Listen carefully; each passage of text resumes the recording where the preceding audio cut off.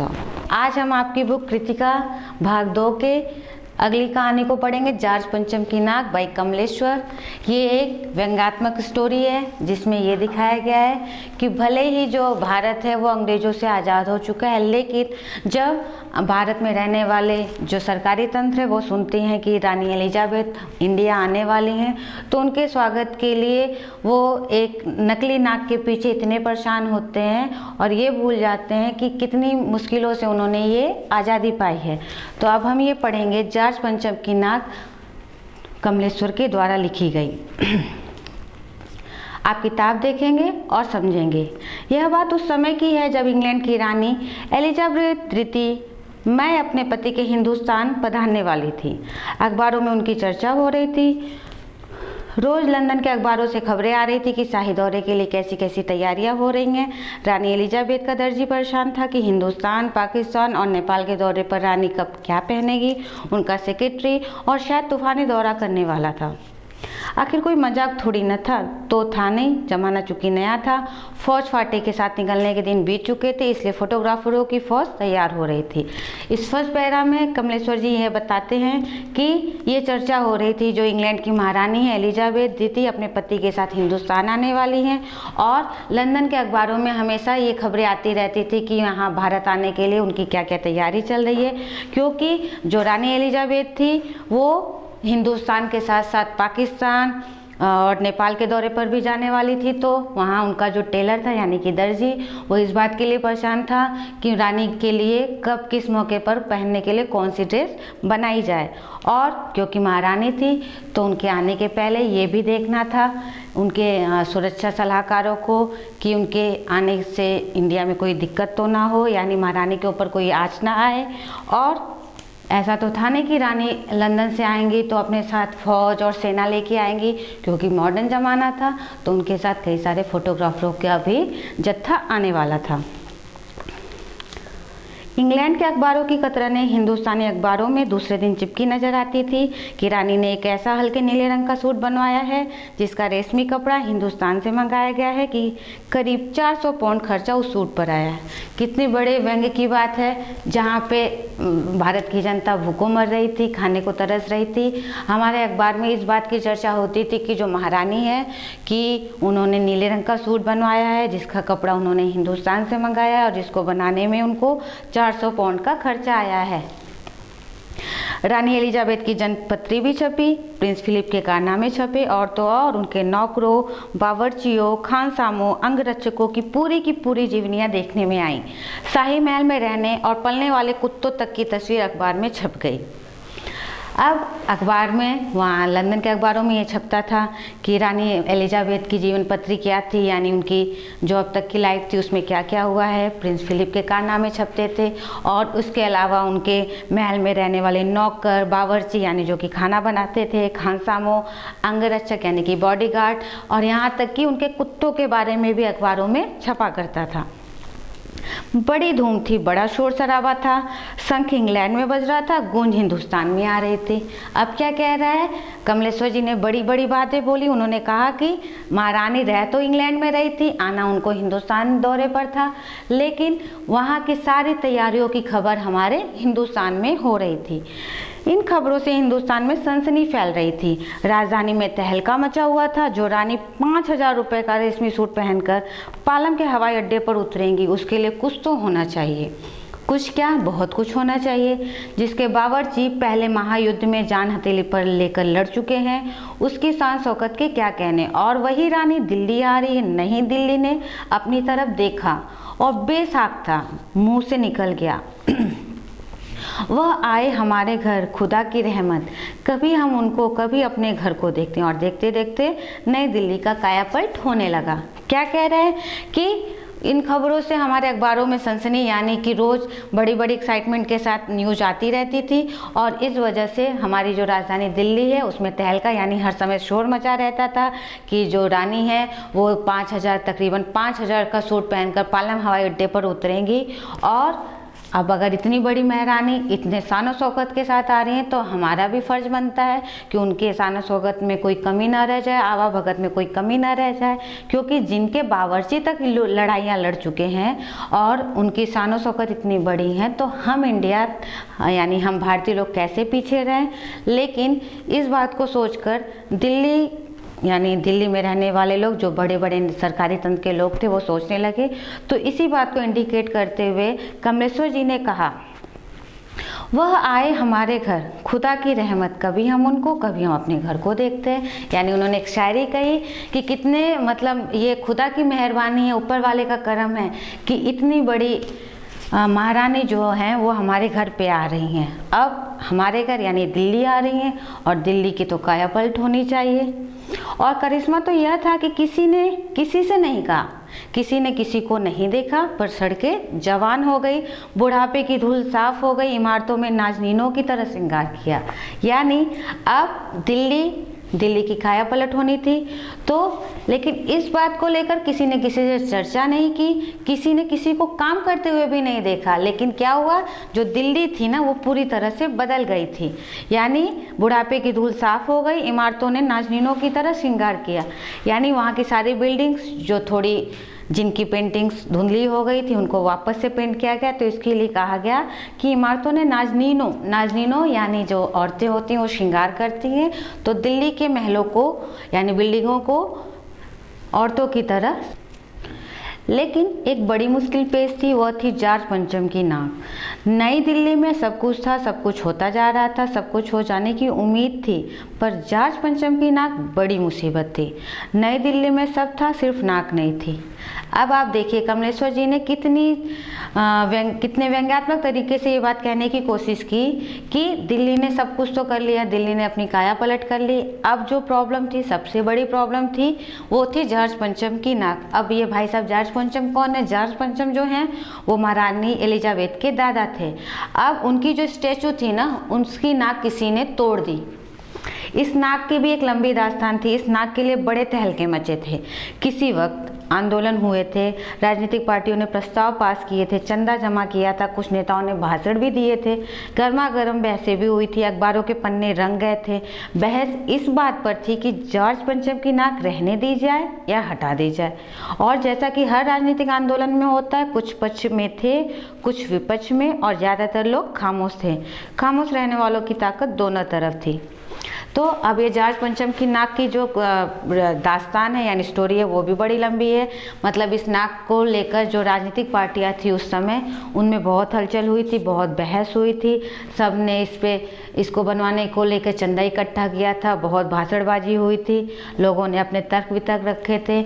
कोई पक्ष में था, कोई अपोजिशन में यानी विपक्ष में था, लेकिन उससे भी ज़्यादा दोनों तरफ जो कुछ लोग ऐसे थे जिन्होंने चुप रहना ही बेहतर समझा। यह आंदोलन चल रहा था। जॉर्ज पंचम की नाक के लिए हथियारबंद पहरेदार तैनात कर दिए गए थे। क्या मजाल कि कोई उनकी नाक तक पहुंच जाए। हिंदुस्तान में जगह जगह ऐसी नाकें खड़ी थीं और जिन तक लोगों के हाथ पहुंच गए उन्हें शान और शौकत के साथ उतार कर अजायब घरों में पहुंचा दिया गया। कहीं कहीं तो शाही लाटों की नाकों के लिए गुरिल्ला युद्ध होता रहता था। अब इस पैरा में क्या कह रहे हैं कि ये मूवमेंट यानी आंदोलन चल रहा था, तो जॉर्ज पंचम की जो स्टैचू थी उसकी सुरक्षा के लिए जो है पहरेदार लगाए गए थे। और क्या मजाल थी, जैसा कि आप लोग जानते हैं कहीं भी मूर्तियाँ लगी रहती हैं तो कुछ शरारती तत्व जो होते हैं जाके उस पर या तो कालिक पे फेंक देते हैं या किसी पार्ट को तोड़ देते हैं। तो जॉर्ज पंचम की मूर्ति के लिए निगरानी में रखा गया था उनकी मूर्ति को। और क्या कहा गया, हिंदुस्तान में जगह जगह ऐसी नाकें खड़ी थी। यानी ऐसी नहीं है कि जॉर्ज पंचम की ही मूर्ति थी, हिंदुस्तान में कई सारी और भी मूर्तियां थी। और उन मूर्तियों तक जिन लोगों के हाथ पहुंच गए उन्हें शान और शौकत के साथ उतारकर अजायब घरों में पहुंचा दिया गया। कहीं कहीं तो शाही लाटों की नाकों के लिए गुरिल्ला युद्ध होता रहता था और कहीं कहीं तो इन मूर्तियों के लिए बवाल मच जाते थे। यानी इतने झगड़े होते थे जैसे कि मान लो पहले के समय में गुरिल्ला लड़ाइयाँ होती थी। उसी जमाने में यह हादसा हुआ। इंडिया गेट के सामने वाली जॉर्ज पंचम की लाट की नाक एकाएक गायब हो गई। हथियारबंद पहरेदार अपनी जगह तैनात रहे, गश्त लगती रही और लाट की नाक चली गई। यानी बड़े आश्चर्य की बात है कि इतने पहरेदारों के बीच में भी जॉर्ज पंचम की नाक कोई तोड़ के ले गया। रानी आए और नाक ना हो। एकाएक परेशानी बढ़ी, बड़ी सरगर्मी शुरू हुई। देश के खैर ख्वाहों की एक मीटिंग बुलाई गई और मसला पेश किया गया कि क्या किया जाए। वहाँ सभी सहमत थे कि अगर यहाँ नाक नहीं है तो हमारी भी नाक नहीं रह जाएगी। अब क्या हुआ भाई, एलिजाबेथ आ रही थी और प्रॉब्लम थी कि जॉर्ज पंचम की नाक नहीं रह गई। सारे बड़े बड़े नेता लोग आए, उनकी मीटिंग बुलाई गई, बहस किया गया, चर्चाएं हुई कि अगर नाक नहीं रहेगी तो क्या होगा। उच्च स्तर पर मशवरे हुए, दिमाग खरोचे गए और यह तय किया गया कि हर हालत में इस नाक का होना बहुत ज़रूरी है। यह तय होते ही एक मूर्तिकार को हुक्म दिया गया कि वो फ़ौरन दिल्ली में हाजिर हो। अब भाई बहस हुई, चर्चा हुई, तो ये डिसाइड किया गया कि किसी मूर्तिकार को बुलाते हैं और जॉर्ज पंचम की नाक को वापस से लगा दिया जाता है और उसके बाद मूर्तिकार को बुलाया जाता है। मूर्तिकार यूँ तो कलाकार था पर जरा पैसे से लाचार था। आते ही उसने हुक्कामों के चेहरे देखे। अजीब परेशानी थी उन चेहरों पर, कुछ लटके, कुछ उदास और कुछ बदहवास थे। उनकी हालत देखकर लाचार कलाकार की आंखों में आंसू आ गए। तभी एक आवाज़ सुनाई दी, मूर्तिकार, जॉर्ज पंचम की नाक लगानी है। अब मूर्तिकार आया, सारे सरकारी तंत्र के लोग वहाँ बैठे हुए थे। मूर्तिकार ने उन सब के चेहरे को देखा, सब बहुत उदास थे, लाचार थे और उसके अलावा जो मूर्तिकार था उसे भी पैसों की ज़रूरत थी। तभी मूर्तिकार ने एक आवाज़ सुनी, जॉर्ज पंचम की नाक लगानी है। मूर्तिकार ने सुना और जवाब दिया, नाक लग जाएगी पर मुझे यह मालूम होना चाहिए कि यह लाट कब और कहाँ बनी थी, इस लाट के लिए पत्थर कहाँ से लाया गया। मूर्तिकार भी हाजिर जवाब था, उसने कहा जी कोई दिक्कत नहीं है, लेकिन पहले मुझे ये पता करना होगा कि जो ये मूर्ति बनी थी, ये जो इसके पत्थर जिस पत्थर से ये मूर्ति बना है वो कब आया था और कहाँ से लाया गया था। सब हुक्कामों ने एक दूसरे की तरफ ताका। एक की नज़र ने दूसरे से कहा कि यह बताने की जिम्मेदारी तुम्हारी है। खैर, मसला हल हुआ। एक क्लर्क को फ़ोन किया गया और इस बात की पूरी छानबीन करने का काम सौंप दिया गया। पुरातत्व विभाग की फाइलों के पेट चीरे गए पर कुछ भी पता नहीं चला। क्लर्क ने लौटकर कमेटी के सामने कांपते हुए बयान किया, सर मेरी खता माफ़ हो, फाइलें सब कुछ हजम कर चुकी हैं। अब सारे बैठे लोगों ने एक दूसरे को देखा और एक ने दूसरे को इशारे से बोला कि ये करने की जिम्मेदारी तुम्हारी है। तो उसने एक क्लर्क को फ़ोन किया और ये कहा कि इस मूर्ति के बारे में सारी जो भी डिटेल है उसे बताई जाए। सब हुक्कामों ने एक दूसरे की तरफ ताका। एक की नज़र ने दूसरे से कहा कि यह बताने की जिम्मेदारी तुम्हारी है। खैर, मसला हल हुआ। एक क्लर्क को फ़ोन किया गया और इस बात की पूरी छानबीन करने का काम सौंप दिया गया। पुरातत्व विभाग की फाइलों के पेट चीरे गए पर कुछ भी पता नहीं चला। क्लर्क ने लौटकर कमेटी के सामने कांपते हुए बयान किया, सर मेरी खता माफ़ हो, फाइलें सब कुछ हजम कर चुकी हैं। मूर्तिकार की बात सुनकर तो जो सारे हुक्मरान थे यानी बड़े बड़े लोग थे, उन्होंने एक दूसरे को इशारे से कहा और उसने फिर क्लर्क को यानी पुरातत्व विभाग में फ़ोन करके ये कहा कि सारी डिटेल बता के दो कि इस मूर्ति को कब बनाया गया और कैसे बनाया गया। लेकिन थोड़ी देर में खबर आई क्या कि मेरी खता माफ़ हो, फाइलें सब कुछ हजम कर चुकी, यानी पुरातत्व विभाग की तरफ से ये संदेश आया कि जो भी डिटेल थी वो अब खत्म हो चुकी हैं, कोई जानकारी नहीं है। हुक्कामों के चेहरे पर उदासी के बादल छा गए। एक खास कमेटी बनाई गई और उसके जिम्मे यह काम दे दिया गया कि जैसे भी हो यह काम होना है और इस नाक का दारोमदार आप पर है। आखिरकार मूर्तिकार को फिर बुलाया गया। उसने मसला हल कर दिया। वह बोला, पत्थर की किस्म का ठीक पता नहीं चला तो परेशान मत होइए, मैं हिंदुस्तान के हर पहाड़ पर जाऊंगा और ऐसा ही पत्थर खोज कर लाऊंगा। कमेटी के सदस्यों की जान में जान आई। सभापति ने चलते चलते गर्व से कहा, ऐसी क्या चीज़ है जो हिंदुस्तान में मिलती नहीं। हर चीज़ इस देश के गर्भ में छिपी है, ज़रूरत खोज करने की है। खोज करने के लिए मेहनत करनी होगी, इस मेहनत का फल हमें मिलेगा, आने वाला ज़माना खुशहाल होगा। अब जैसे कि ये पता चला कि मूर्ति के बारे में कोई भी डिटेल अब उपलब्ध नहीं है, तो जो सारे हुक्काम थे उनके चेहरे पर उदासी छा गई। फिर एक कमेटी का आयोजन किया गया, यानी एक कमेटी बनाई गई और उनको ये काम दिया गया कि इस मूर्ति पे जो नाक लगनी है उसे बनवाने की जिम्मेदारी आपकी है। फिर मूर्तिकार भाई साहब को बुलाया गया तो उसने कहा परेशान होने की कोई बात नहीं है, बना तो यहीं के पत्थर से है, मैं हिंदुस्तान के हर कोने में जाऊंगा और पता कर लूँगा कि ये मूर्ति किस पत्थर से बनी है।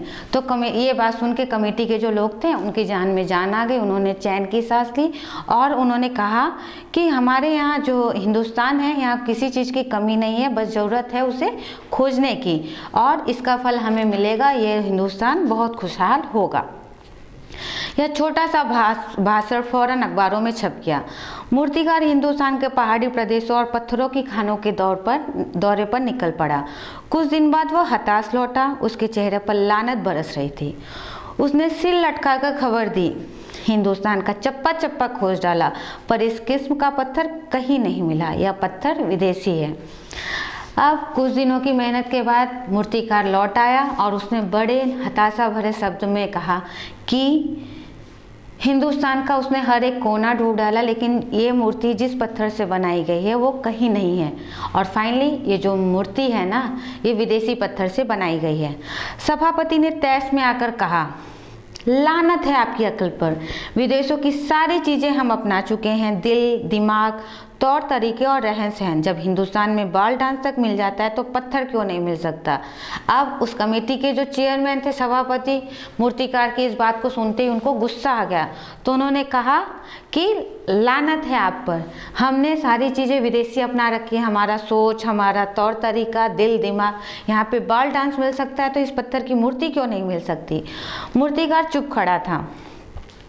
सहसा उसकी आंखों में चमक आ गई। उसने कहा, एक बात मैं कहना चाहूँगा लेकिन इस शर्त पर कि यह बात अखबार वालों तक ना पहुँचे।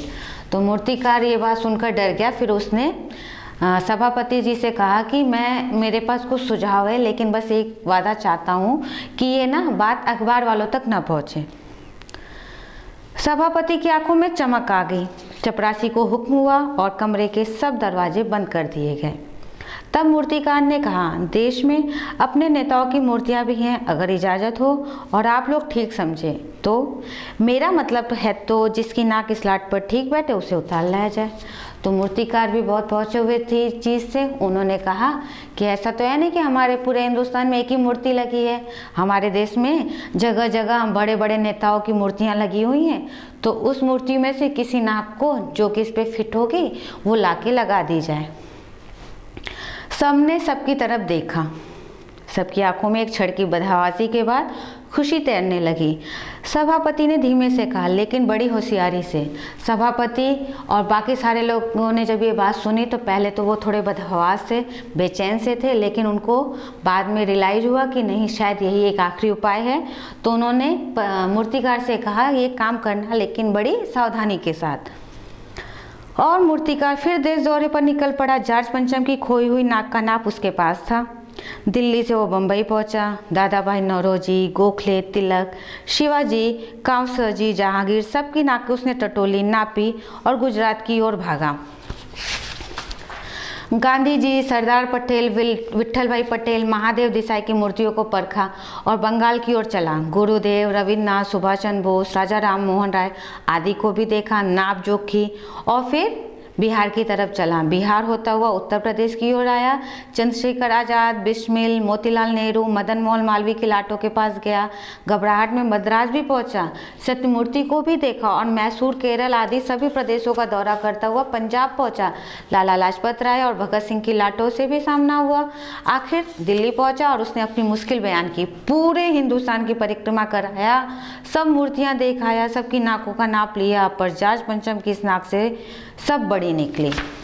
अब मूर्तिकार को देश दौरे का काम मिल गया था क्योंकि उसे देश में लगी जगह जगह मूर्तियों को जॉर्ज पंचम की नाक से मिलाना था। तो वो मतलब भारत की सारी दिशाओं में गया, यूपी से लेके पंजाब से लेके मद्रास की तरफ, लेकिन कोई भी जो नाक थी ना वो जॉर्ज पंचम की नाक से मैच नहीं हुई।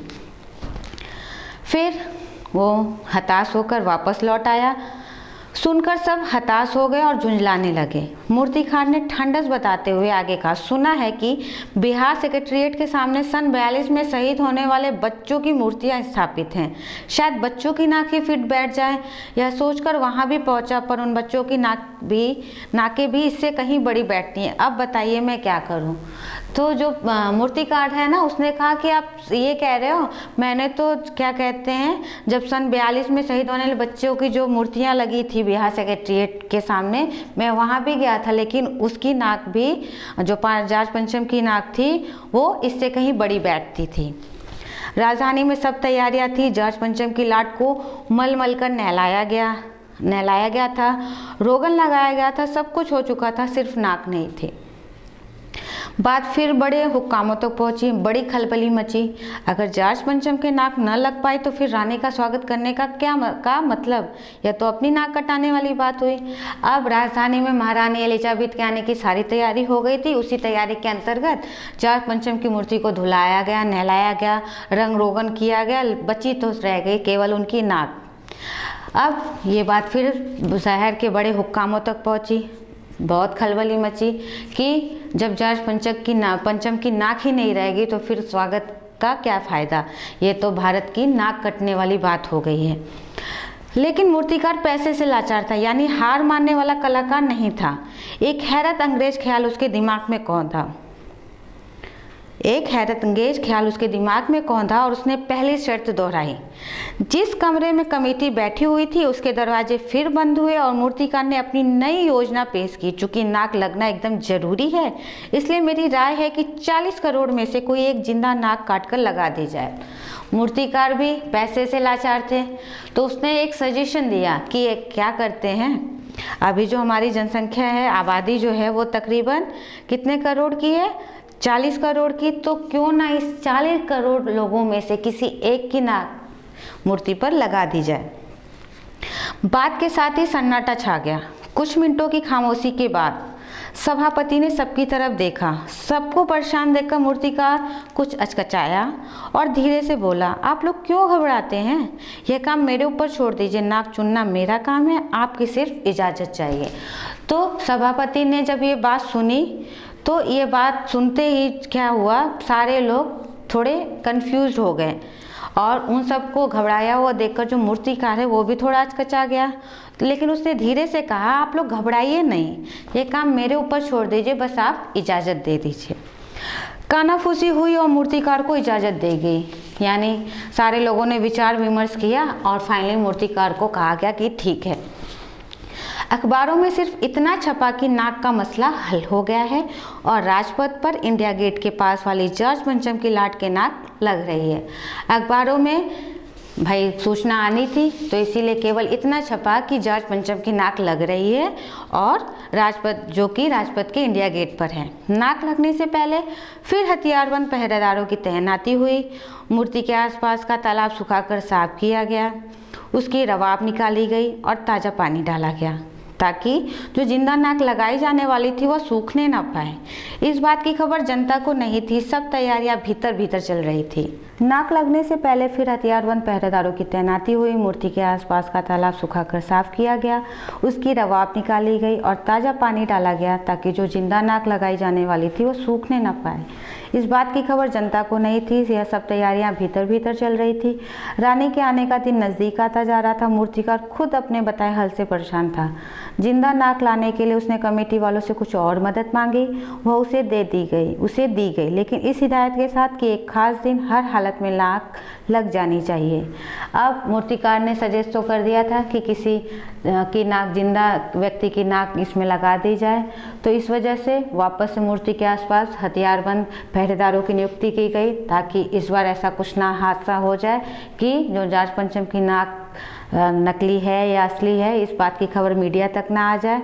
उसकी रवाब निकाली गई, यानी जिस जगह पे उसकी मूर्ति को रखा गया था वहाँ ताज़ा पानी डाला गया और इस बात की खबर जनता को नहीं होनी थी कि जो मूर्तिकार है उसने ये सलाह दे रखी है। सारी तैयारियां गुपचुप तरीके से अंदर अंदर चल रही थी, क्योंकि जो रानी है उनके आने का दिन करीब आता जा रहा था और मूर्तिकार जो था वो खुद अपने बताए तरीके में फंस गया था। जिंदा नाक लाने के लिए उसने कमेटी वालों से कुछ और मदद मांगी, मतलब फिर फाइनली उसने कुछ और चीज़ों की ज़रूरत थी, उसने कमेटी वालों से बोला और वह उसे दे दी गई। लेकिन उसको साथ ही साथ इस बात की चेतावनी दी गई कि इस नियत तारीख तक नाक लग जानी चाहिए। और वह दिन आया, जॉर्ज पंचम के नाक लग गई। सब अखबारों ने खबरें छापी कि जॉर्ज पंचम की जिंदा नाक लगाई गई है, यानी ऐसी नाक जो कतई पत्थर की नहीं लगती। अब फाइनली जॉर्ज पंचम की नाक लग गई और अखबारों में ये खबर छपी कि जो जॉर्ज पंचम की नाक है ना, वो वास्तव में असली है, मतलब देखने में एकदम वास्तविक लगती है। लेकिन उस दिन के अखबारों में एक बात गौर करने की थी। उस दिन देश में कहीं भी किसी उद्घाटन की खबर नहीं थी, किसी ने कोई फीता नहीं काटा था, कोई सार्वजनिक सभा नहीं हुई थी, कहीं भी किसी का अभिनंदन नहीं हुआ था, कोई मानपत्र भेंट करने की नौबत नहीं आई थी, किसी हवाई अड्डे या स्टेशन पर स्वागत समारोह नहीं हुआ था, किसी का ताज़ा चित्र नहीं छपा था, सब अखबार खाली थे। पता नहीं ऐसा क्यों हुआ था। नाक तो सिर्फ एक चाहिए थी और वो भी बुद्ध के लिए। अब इस सब चीज़ों के बीच में एक बात जो कि है ध्यान देने वाली, उस दिन जब अखबार छपे, यानी उस दिन देश में कहीं भी किसी उद्घाटन की खबर नहीं थी। जब मूर्ति में नाक लग गई तो ये बात तो बड़े जोरों शोरों से प्रकाशित होनी चाहिए थी, लेकिन ऐसा कुछ नहीं हुआ। किसी भी जगह कोई इनॉग्रेशन यानी कोई फीता नहीं काटा गया था, कोई पब्लिक मीटिंग यानी सार्वजनिक सभा नहीं हुई थी, कहीं किसी का अभिनंदन नहीं हुआ था, कोई मानपत्र भेंट करने की नौबत नहीं आई थी, किसी हवाई अड्डे या स्टेशन पर स्वागत समारोह नहीं हुआ था, किसी का ताज़ा चित्र नहीं छपा था, यानी सारे अखबार खाली थे। लेकिन ऐसा क्यों हुआ? फाइनली हम हिंदुस्तानियों ने, यानी उस समय उन सरकारी तंत्र के लोगों ने भारत की साख बचाने के लिए उसी चीज़ को दोहराया जिसको करने के लिए उन्होंने इतनी लड़ाइयाँ लड़ी थी। लेकिन उस महारानी के स्वागत के लिए उन्होंने अपनी नाक वापस से कटवा दी।